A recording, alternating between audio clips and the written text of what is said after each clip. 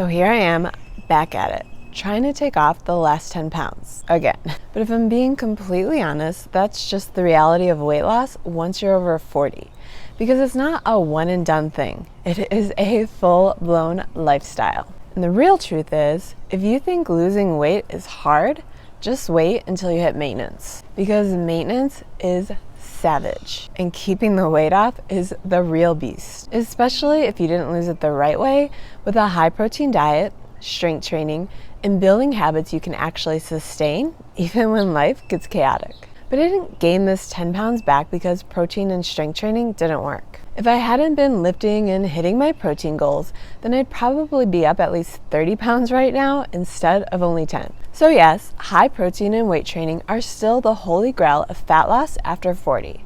But that doesn't mean that once you hit your goal, you just magically stay there. Because last summer, after becoming the leanest I'd been in years, I decided it was time to stop living in a constant calorie deficit. Because I basically lived in that deficit from 1992 straight up through 24, and I was just ready to be done and live a normal life, at least for a little while. Even though I thought I still had fat to lose, because what woman who's basically been on a diet her entire life doesn't have those thoughts, I still needed a really long break from dieting. So I did what I've wanted to do for at least a few years, but have been way too scared to try up until this point. I spent a full 6 months building muscle, which sounds super responsible.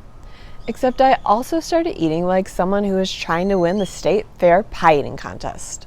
Because I was averaging 2,400 calories, and that was actually on my low-calorie days. Which means I was also likely hitting close to 3,000 calories or more on the days I ate out, which are usually every Friday and Saturday. But also sometimes a random Sunday, or maybe Wednesday too. And if my husband was traveling for work, who wants to cook 3 separate meals for picky kids on a night like that? But none of that fazed me because I told myself that I was in a bulk. But let's be honest, because I went a little too far and it was more like a bulk and a half. But did I actually gain muscle with this strategy? Yes, I had to have, since I was putting away new strength PRs like it was my full-time job. I even got really close to doing my first full body weight pull-up ever. But then surgery came around and now I'm back to working on that goal with another 60 pounds to go. But did all of those extra calories lead to even more fat gain? Yes, they sure did. And then came the trips, Vegas, Wisconsin Dells, Chicago, the entire East Coast tour, plus holiday parties and stress eating before surgery, which comes with lots and lots of eating out from all those trips. But here's the part that really packs on the weight. Whenever I eat out, I'm not ordering grilled chicken and steamed broccoli, because I spent way too much of my life ordering off the light and lean menu to want to ever go back. So I get the burger and the fries, and why not spread butter and garlic all over those fries while we're at it? But here's the part I'm proud of that the old me never would have stood for. I just let life happen. I didn't panic, I didn't spiral back into over-restriction, and I never punished myself with hours upon hours of cardio. I just lived, and I was happy while doing it. But once I recovered from surgery and got the green light to train, that's when I was finally ready to rein it back in, which is when the real struggle began. Because every time I lost 2 to 3 pounds over a few weeks stretch, 1 weekend away would bring it all back, plus another pound or 2. It's like these days I just sneeze and gain weight, which I'm actually probably sneezing from all of the dairy I have whenever I eat out, which is also likely where the actual weight gain is coming from. So for the past few months, I've been stuck in this lose, regain, and repeat cycle, which is why I'm filming this, because I know that I am not the only one. For women over 40, especially those of us dealing with perimenopause, which if you are over 40, it's very likely that you are, even if you don't know it or you'd rather not say that out loud.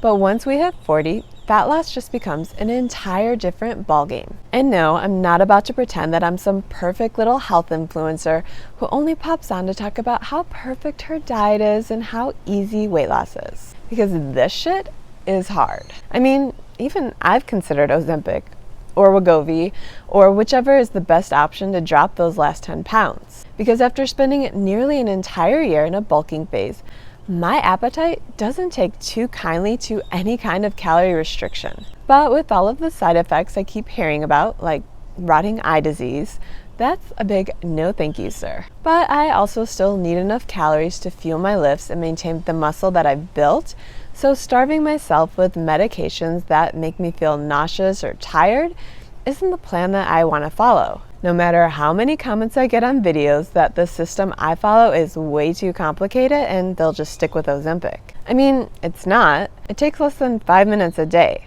And I'm quite happy knowing all of my organs will still be intact once I hit my goal. Seriously, what is rotting eye disease? And since my hunger just ain't having this calorie deficit, I've even thought about fasting or going back to keto. No, I haven't. Because let's be honest, both of those plans really do work wonders for your appetite.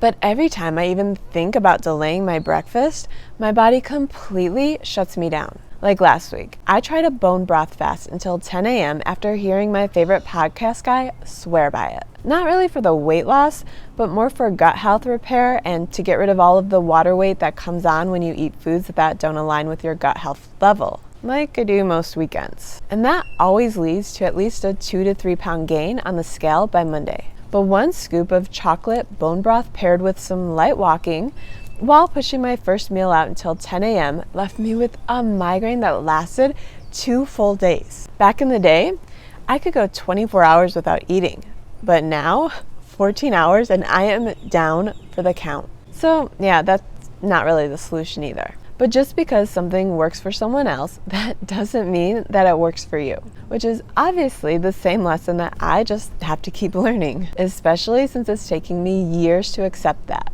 Because a few years back, I was deep into the keto cult, ignoring every red flag that my body waved. I mean, all of the exhaustion and migraines, those were just my crappy genetics, right? Yeah, not so much. Because the second I got back to not only eating breakfast, but I quit fearing carbs, the exhaustion and migraines vanished. You know, unless I do something stupid like test out another diet that sounds good on the fly. But all of that misery did allow me to learn that my fat loss has to be slow, steady, and gentle. Which is why I'm walking 20,000 steps a day right now. Because even though that sounds completely insane, and my feet really do hate me, it's making sticking to my calorie deficit way easier since I'm too busy walking to eat anything. But also, moderate movement just happens to be one of the best appetite suppressants out there. Right now, I'm on day 5 of my 30-day 20K steps a day challenge.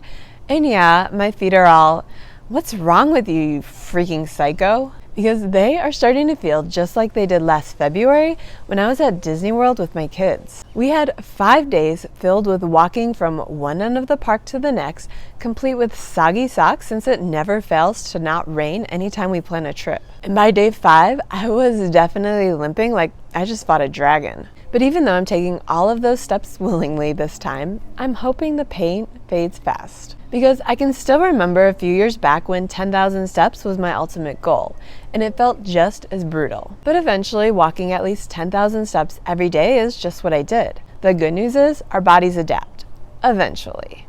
But that still doesn't make the in-between suck any less. So if you're stuck too, just know that you're not broken. You're just living in a season that requires more strategy, way more patience, more forgiveness, and way more feet rubs. Just know, even though this is hard, that we are in this together, fighting that perimenopausal weight gain like we're all Khaleesi out here slaying dragons. Although I don't think she actually slayed the dragons since those were her babies, but you know what I mean. Okay, I'll be back to rant again another day soon, so let me know if there's any topics that you really want to commiserate over together in the comments. In the meantime, I'll post some other video right here that I think will really benefit you, so be sure to watch that for even more fat loss over 40 motivation.